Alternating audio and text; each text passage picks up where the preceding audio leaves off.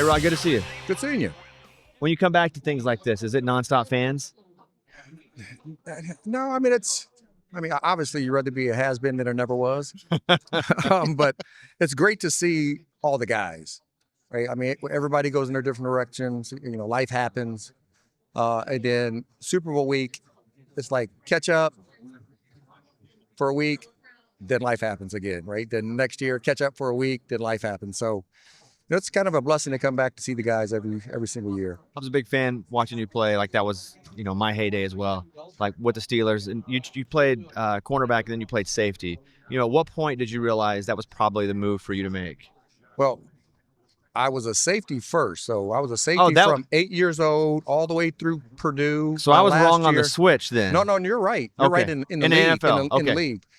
And then so when I started playing football, PAL football for the Oakland Raiders, for the PAL Raiders, it was safety all the way through my last year at Purdue. And they're like, hey, you know what?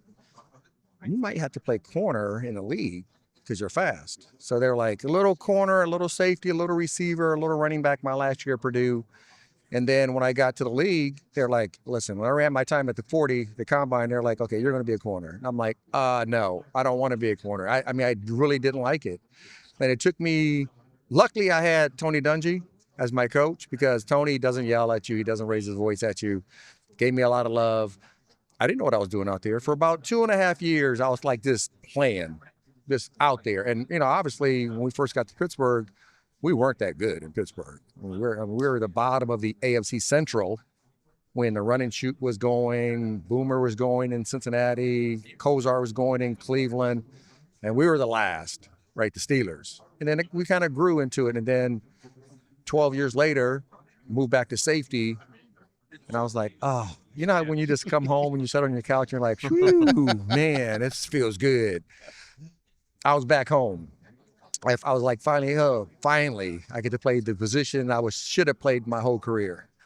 Yeah, in my opinion, my son, he's 6th grade. He plays corner, and I tell him this is the hardest position in football.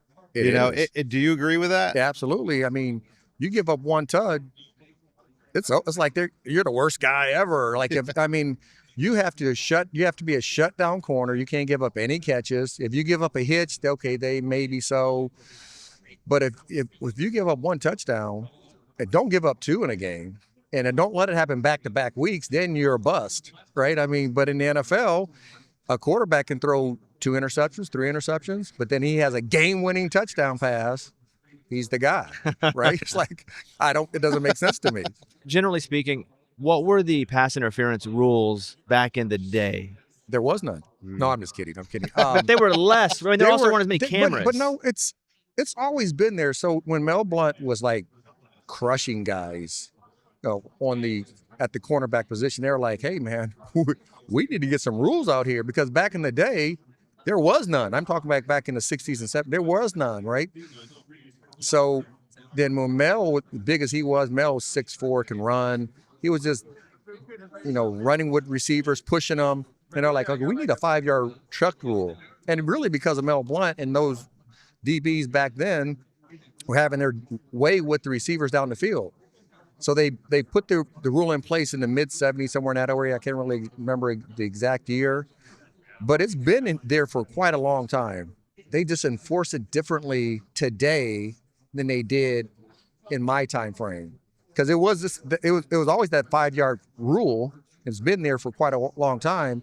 It's just now you see them run a 5-yard slant at 3 yards, and the corner is touching the receiver, and they call pass interference, which I thought it wasn't a pass interference until 5 zone because I get to hit you anyway.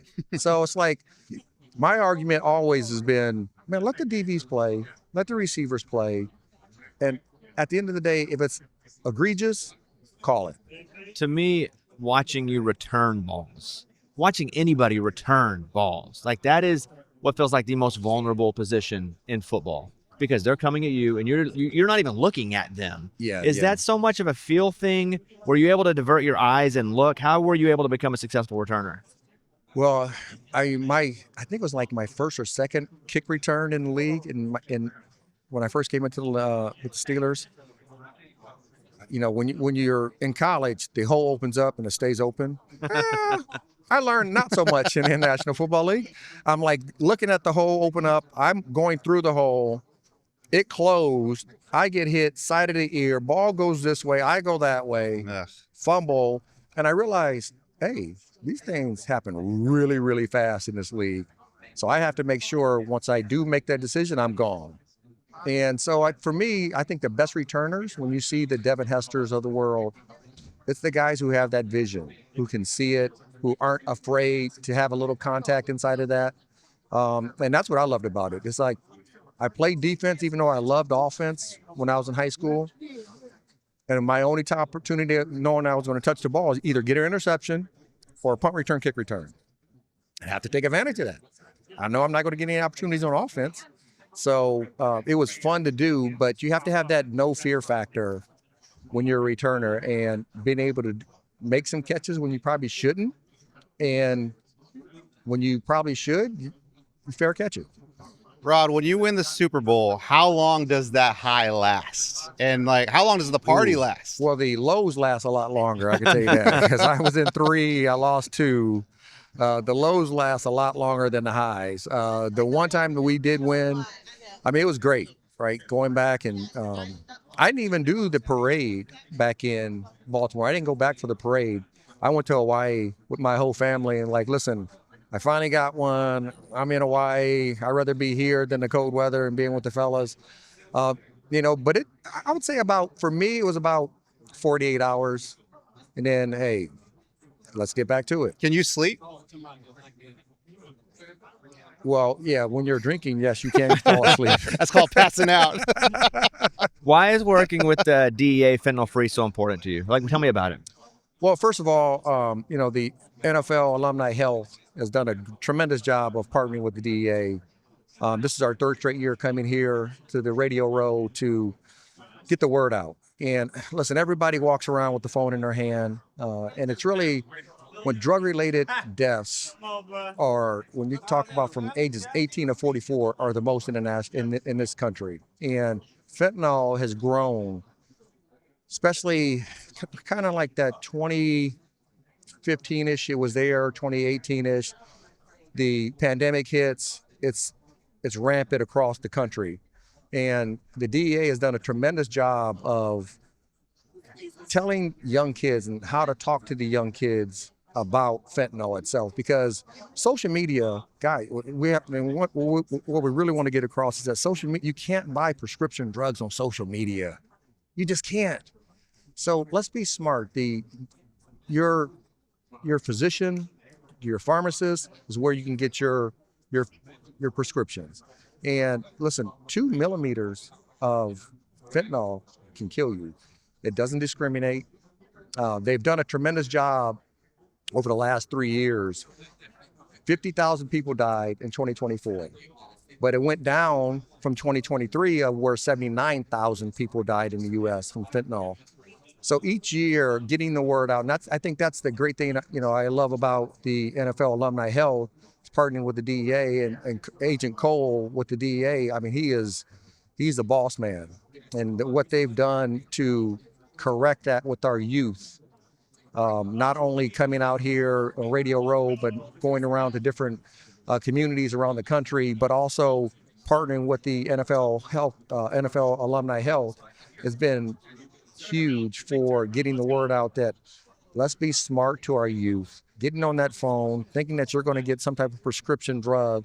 And if you go to DEA.gov/1pill, you'll see the original pill and the fentanyl pill. They look just alike.